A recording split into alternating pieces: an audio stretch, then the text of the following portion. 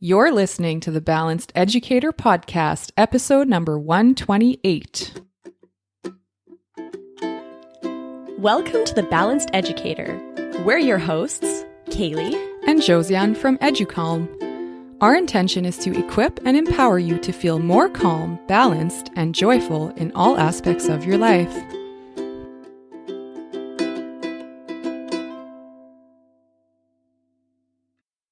Hi, everyone. Welcome to the show. We're so happy you're here, and we're so happy to be together today. Again. We are together 2 episodes in a row that we're recording together. This is fun. This is fun. I feel energized getting to chat in person, distanced, but in person still. So that's right. good. Under the same roof. Yes. So this year, everyone has been telling us teachers to practice self-care with all of the added responsibilities and stress that we have. But when do we find the time for it, right? So self-care does not have to be this restricted thing to outside of your workday, and it doesn't have to be an added task on your to-do list.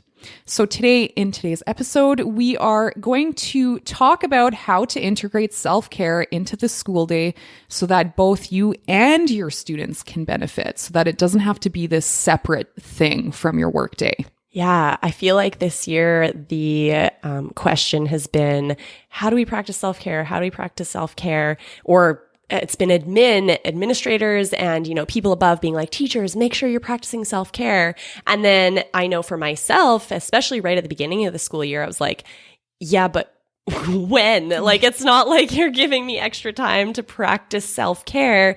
I do recognize that I need to practice self-care, but it's getting harder and harder with all the to-do things on our list. So we're going to share a list today. Before we get into the show, we're so excited to share this week's sponsor with you, Pockets Change. Pockets Change is building financial resilience through hip-hop pedagogy. If you aren't sure what hip-hop pedagogy means, you're going to have to listen to our episode 120 called Teaching Financial Wellbeing, where we interviewed one of the founders of Pockets Change, Andrea Ferrero, and she taught us that finance education is more than just numbers. It's a tool for self-care and social justice.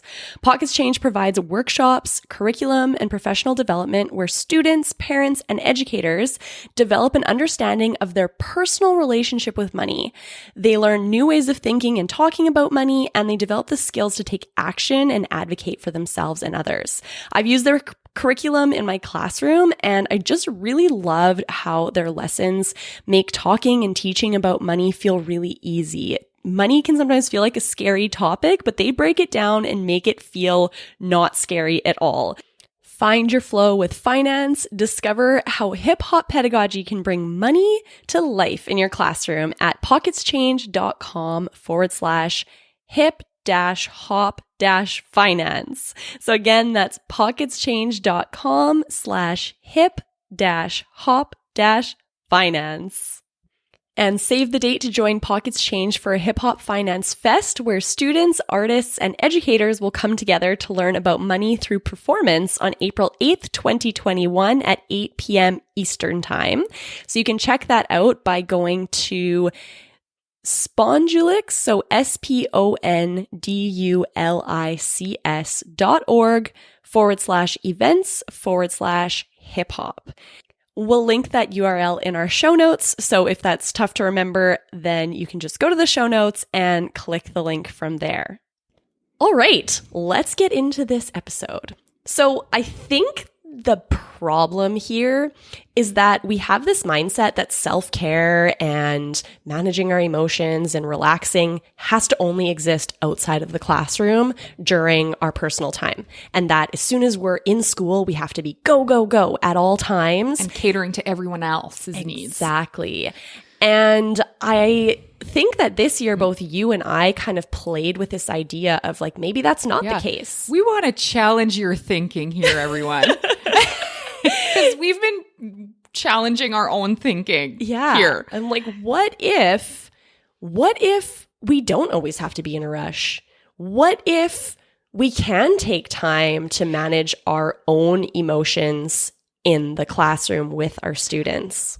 I believe for you and I, this is the silver lining of the pandemic, right? Because we've just realized, why are we go in the classroom? Who is that good for? Yeah. Right? It's funny because, we're always talking about self-care. We're talking about wellness. We're talking about awareness, mindfulness, all these things. And we haven't perfected it. At the beginning of this school year, I was burning myself out trying to create this version of a online course that I had in my mind, and it just in a pandemic, and it just wasn't feasible. And then I got to the point that I was like, I need to switch my mindset. This isn't sustainable. And that's when, as always, you and I started chatting about how things are going. We and just coach solutions. each other all the time. Yeah, it's very nice. Free coaching. So so we just kind of started riffing and talking about how could it be different? What if our mindset was different? What if we decided I don't need to rush to get all these things done?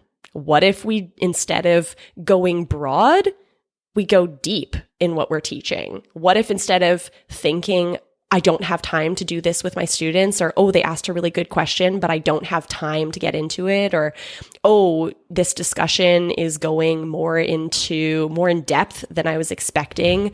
Let's push it aside so that we can move forward. What if we're just okay with being okay, this is what we're focusing on.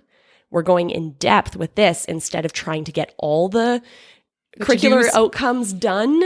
We're doing what we can do well.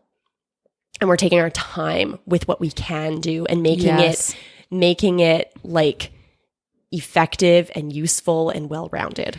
Okay. And I've had the richest conversation with my students that I've ever had as a teacher. The level of thinking and critical thinking that my students have done because of this space that I've given myself to slow down and to go deep, like you just said, into what's really important has been the best thing ever. Yeah.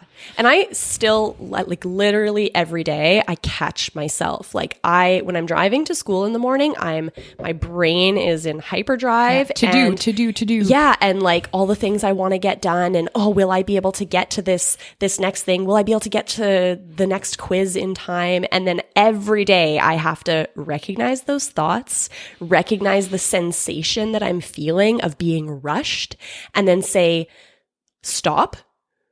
No one is putting this on you. You are putting this on yourself. Yes, you're creating this. You're creating in your mind. Yes, you're creating this problem. I am inventing this problem. I'm inventing this rushed. I'm creating the story in my mind that I have to get to this point by this time. Those pesky thoughts, am I right? Yeah. So it's really been a practice for me today, literally today, but also I was doing this morning, but also this whole year so far of really paying attention to my thoughts and my preconceived notions and asking, okay, whoa, this isn't feeling good. Is there a better way? Whoa, Nelly. Is there a better way? Can I look at this differently? Can I create a new paradigm?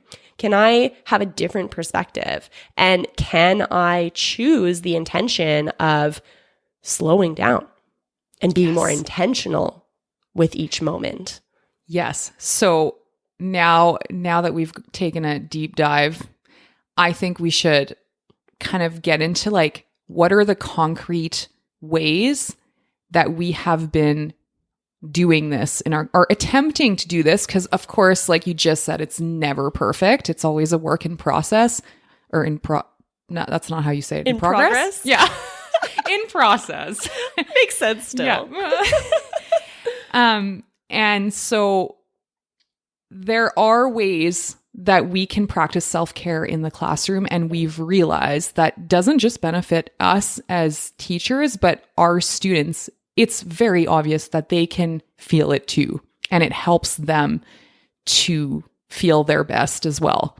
Exactly. And every time that I have the thought, I don't have time for this, I just have to recognize that thought and be like, no, this is the most important way to spend my time and my students' time, is caring for all of our collective wellness. That is priority number one. So let's talk about some like concrete things we've been doing in our classroom this year. What have you been doing, Kaylee? Well, tell me all the things. Yeah. First thing has been doing a mindfulness practice daily. Of course. So I do EduComm Classroom with my students at the beginning of class every day. And even though, I've been doing mindfulness in the classroom with my students for years and years now, I know the outcomes. Still, there's sometimes a voice in my mind that's like, maybe I should skip the practice today. We don't have enough time. And every time I have to reframe that and be like, this is the most important thing. And so we listen to an EduComm guided mindfulness practice together at the beginning of class, and I do it with them. They benefit from that calm moment. I benefit from that calm moment. And then we're both so much more ready to be effective for the rest of the class. And that actually means that I'm doing a 5-minute guided mindfulness practice twice a day because I'm doing it with each of my classes. And I benefit, they benefit. It's self-care for everyone. So, and on that, like one thing that I have been struggling a little bit with, which is totally a 2020, 2021 problem, but teaching with a mask on is hard. Mm-hmm. Like I sometimes feel like I lack oxygen when I'm trying to teach with a mask on, and can get overwhelming sometimes.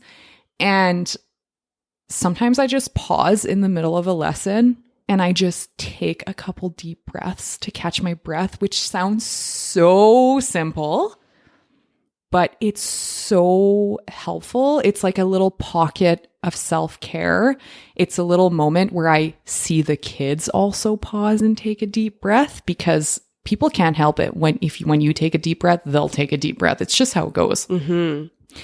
And so taking those little moments that I feel like I didn't really do before, and also I just thought like it's awkward, right? You just like stopping a lesson and you're taking a deep breath, but now it's like I need it. Yeah. But now I'm realizing like how much of a difference it makes, and it's not awkward. I love that. I think there's this feeling as a teacher when you're in front of the class that like the worst thing that could happen is that there's like an awkward silence or when you're giving a presentation or doing a podcast. If there was, if we stop for a millisecond to take a deep breath or collect our thoughts. Everyone benefits. Yeah. So nice. I love that. Yeah. So another thing that I have been doing, and I don't do this every day, but I try to at least once a week, is after mindfulness, I often give my students a journaling time where they can either do like a brain dump or gratitude, or sometimes I give them a specific topic because it's like pre-teaching to something else or whatever. But I will now sometimes take the time to journal as well with them. And usually when they journal, it's like 5-10 minutes max after mindfulness. And yeah, I'll do it with them. And it's just like this little moment where I get to just focus on myself instead of answering emails or correcting. And like in the grand scheme of things, we always think as teachers, like we need to go answer all those emails and whatever. But like at the end of the day, I still have finished my work, Yeah. And we don't realize like 5 minutes it's not that much. I love that you said like during this journaling practice, you're actually journaling too. So as teachers, we, like you said, we always feel that we have to use every spare second to get work done. We have to be productive, nonstop, all the time. And it's good to practice what you preach. If you're teaching your students that journaling is a good exercise to help them process their emotions, to help them just explore their creativity, to explore their thoughts, practice what you preach, do it with them. And then everyone is benefiting. And I find oftentimes when I'm practicing things with my students, I'm doing it with them, because I'm actually experiencing the thing that I've asked them to do, I get ideas and I recognize things within myself, and we have better discussions after, and I'm better able to support them. And like, let's be clear, your brain as a teacher is going to keep telling you don't have time for this. My brain literally tells me this every single time I sit down with my journal with the kids. It's like, no, you don't have time. You need to go do this other thing, corrections or whatever. You have the time. Just tell your brain, no, I'm still doing it, even though I don't have time. And like, you will benefit. And it's something, so at the beginning of the year, so I'm teaching ELA this year, and I hadn't taught grade 6 ELA ever.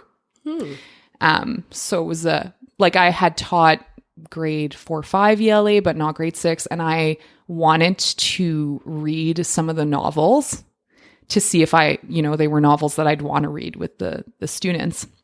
So at the beginning of the year, I kind of got in this habit of taking a reading period with my students to like read these books that I might actually, do a novel study on.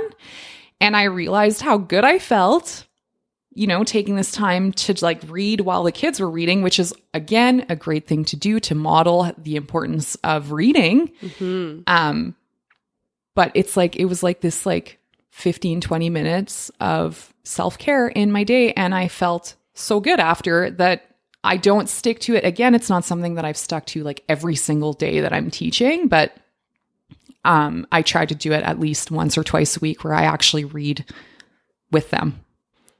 So one thing that I noticed both for myself and for my students this year was that we needed strategies to manage our time better. So one thing in the high school classroom that has changed a lot for students, and a big kind of new learning that they have to have, is how to manage their time when they're not in class. So the way that it works for my students this year is that they're in class every other day.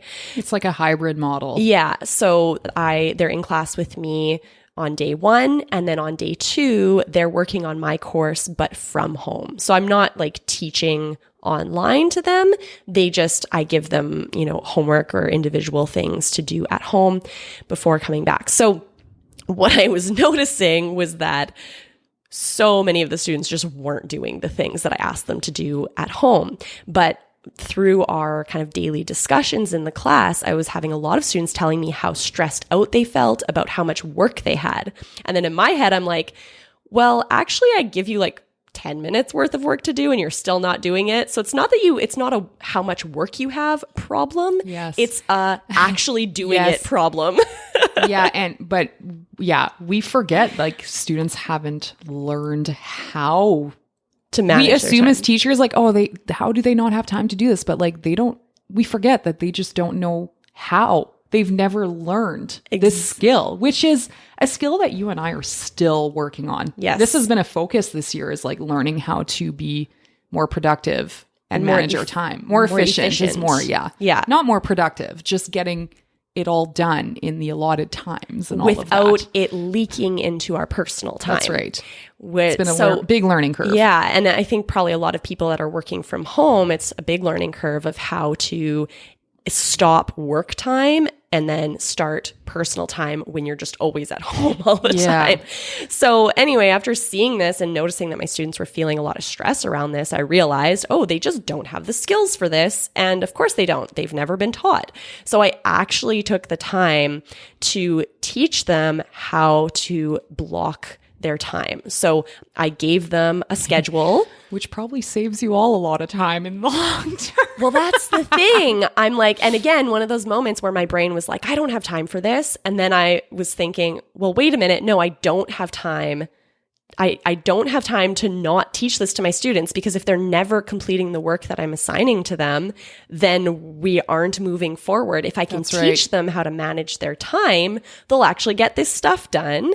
Okay. And then we're actually moving forward faster. So tell me, how did you do this? How did you teach this? So what I did is I printed out a paper schedule for them with blocks so it's like a schedule of their school week with the blocks corresponding to the time frames that they would be in class. So I gave them this schedule, and then I sat with them and I walked them through how to actually look at your week and see what has to get completed. So step 1 was to to get them to write down when they're actually in class. So they had to write on their schedule, what are the times that they're in class and which classes those were. And then the next step was, now we're going to schedule the times that you're at home. When are you going to be working on these classes from home? So there they had a little bit more flexibility because they could do it in the evening instead of at 8:30 in the morning, but they still had to put it on their schedule. And then after that, then we started putting down onto the schedule when they were going to work on specific tasks. I got them to block in any extracurriculars that they had.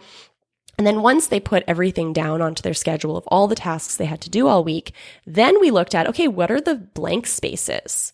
Now, what do you want to do during those blank spaces so that we can protect that personal time so that your homework time doesn't bleed into your personal time and then all of a sudden you feel guilty for relaxing? Yeah, or the alternative problem where your brain thinks, oh, I have way more time to get this done. Yes. I have hours instead. And then you're stressed about it for 3 hours instead of getting it done in one. Exactly. So we talked a lot about that. And then they blocked out time like, okay, it actually takes me an hour to eat my lunch and then I need half an hour to walk to school. So I can't block anything during that time. So them actually paying attention to how much time things take and what that looks like in your day, and then what is free time and what isn't, was definitely a big learning moment for them. And they were very appreciative of learning how to manage their time, and they were able to get more done.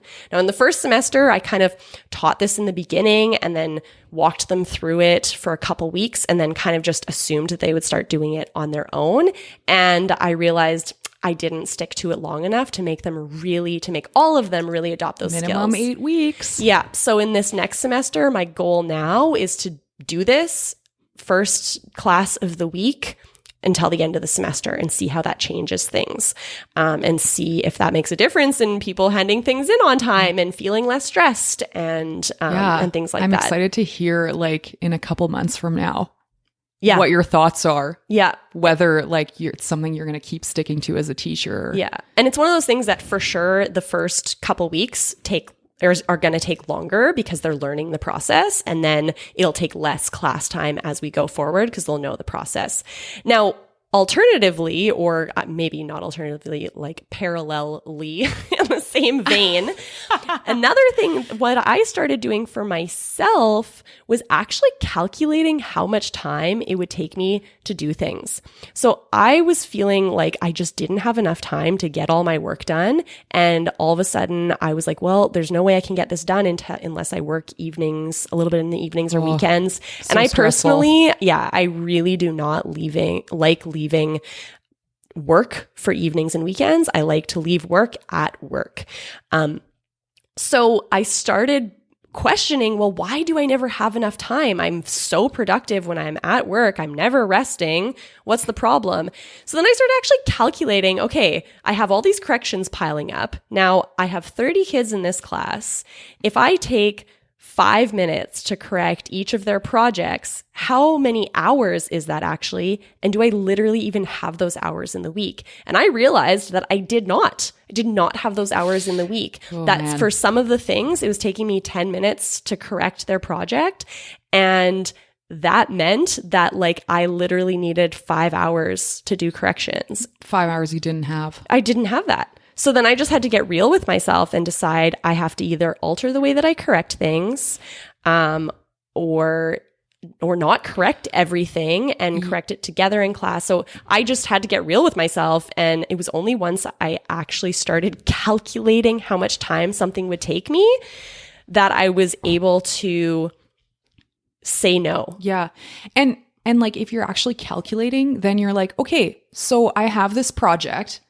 I don't have enough time to correct all of it. How can I modify this project before I even hand it out to them so that it's like correctable? If that, I'm making up words, but right. Or like for me, because like with how it's organized this year with the pandemic, like I have 3 groups of 15 students. It's like just so that everyone can socially distance and all of that. So it's like a weird thing this year, but I'm like, every time I pick something up, I have 45 of them, right? So it's kind of along the same idea where like I can't correct all 45 of these start to finish. So then I had to get more organized about how I, hand out these things. But also one thing I've been doing is like, let's say for just a quick example, like I hand out a reading comprehension. Well, in the past, I would have corrected all of it if I was picking it up. And now I'll just choose like, say 5 questions that I'm correcting, and then I just don't correct the rest, which like isn't ideal. But when, it's the only alternative next to impossible, it works. Yeah.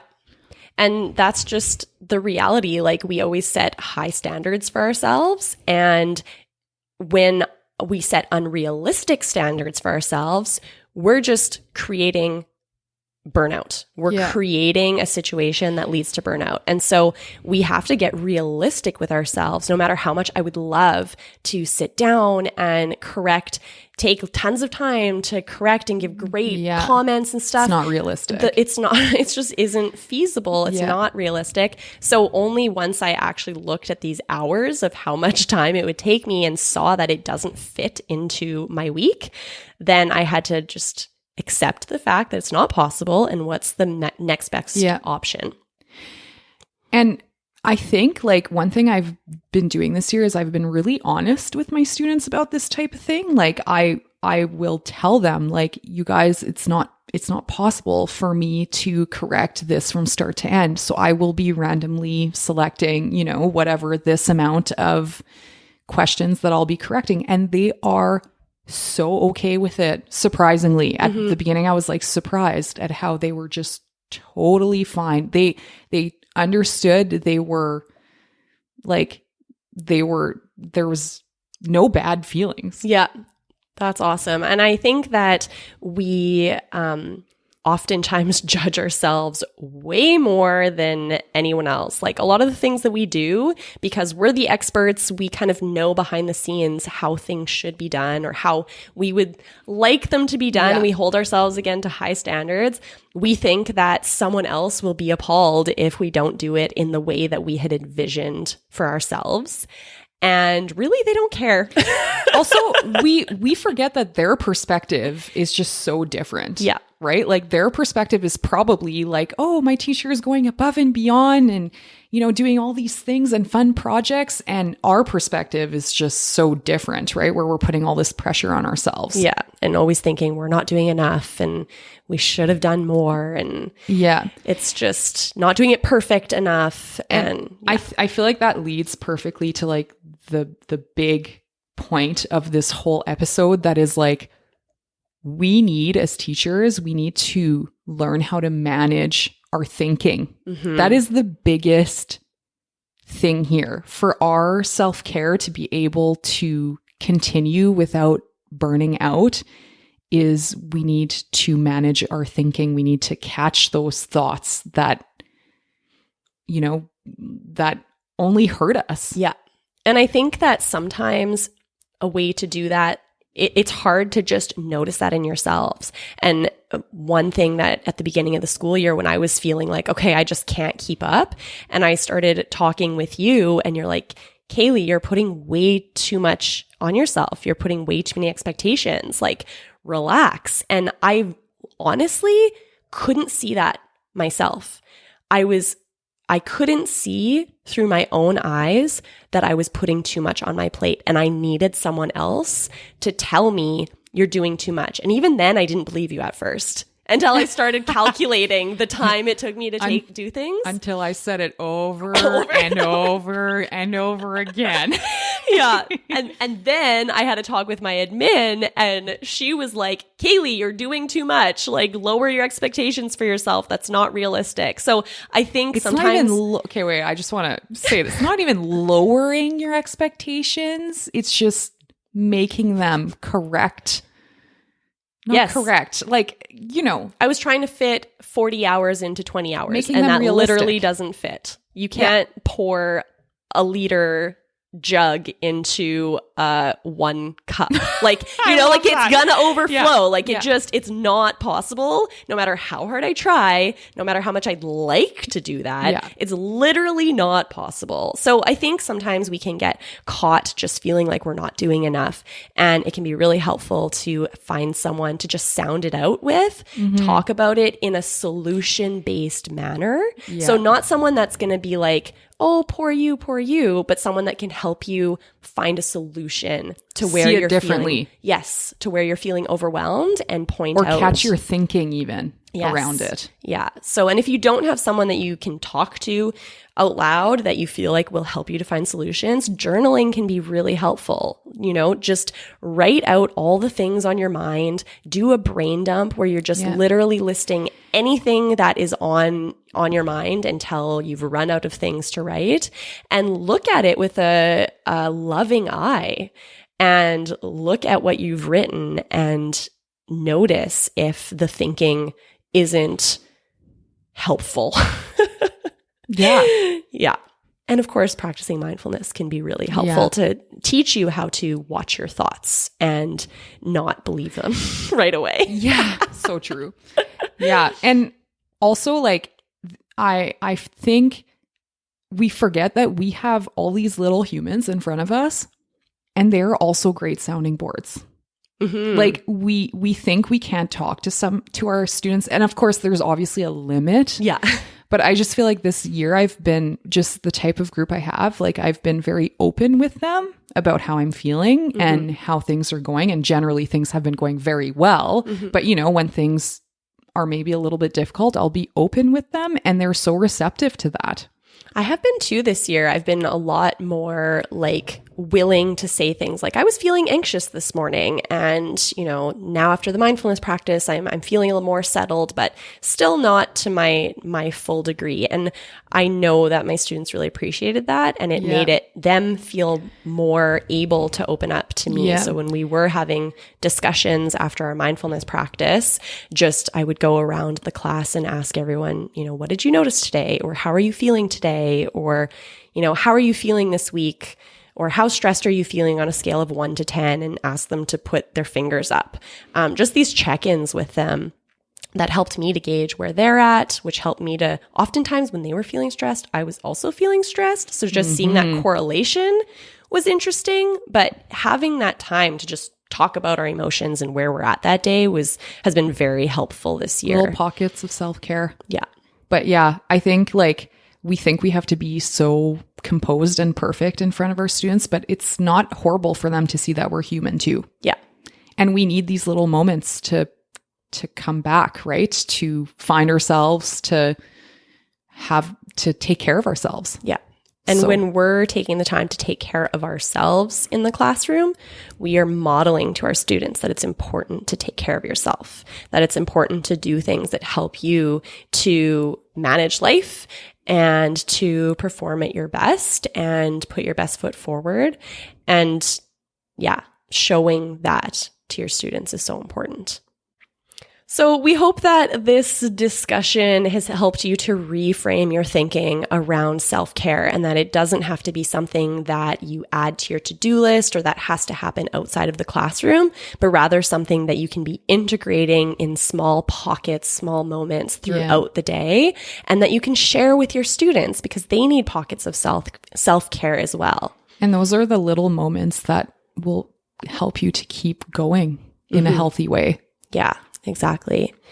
So if you want a tool that makes it really easy for you to practice self-care with your students every day, we invite you to check out our social emotional learning and mindfulness program for the classroom called EduCalm Classroom. So with this program, you can sign up for the free trial, and you are going to get access to 10 guided mindfulness audios that are going to make it really simple for you to take these pockets of self-care with your students without, having to do any training or feeling like you have to be an expert in this. You just press play and learn alongside your students. So to get Educalm Classroom, go to educalm.com and sign up for the free trial. Now, maybe you've already tried the free trial and you're liking it, or maybe you want more than just these 10 audios. Then you might be ready to sign up for a 12-month Educalm Classroom subscription where you are going to get access to content for the entire school year. So every day when you walk into your classroom, you know that you just have to sign into the website, press play, and that guided mindfulness practice is ready for you and your students to benefit from. So we have a fun promotion going on right now that when you sign up for Educalm Classroom, you are going to get a coupon code to get our self-care teacher toolkit program for free. So that's a $99 program that you can get for free when you sign up for a year membership to Educalm Classroom.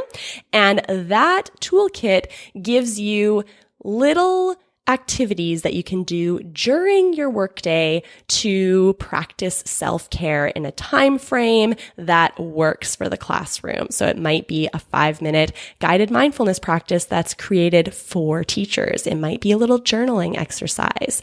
It might be a thought exercise. So this promotion is on until March 31st. So if you're listening before March 31st, 2021. 2021, exactly. Thank you. So this is available till March 31st, 2021. After that, you can still purchase the Self-Care Teacher Toolkit. You can still purchase Educalm Classroom, but they will be separate items. All right, so you can get information about that and sign up at educalm.com. That's EduCalme. That was fun. That was fun. Thank you so much for sharing your time with us today. We really enjoyed sharing this with you. If you got value from this episode, please share it with someone that you think will enjoy it too. Maybe a friend, maybe a colleague, whatever it is, share the love. Sharing is caring. Exactly. So that more people can benefit from this free resource. Have a fantastic week. Bye.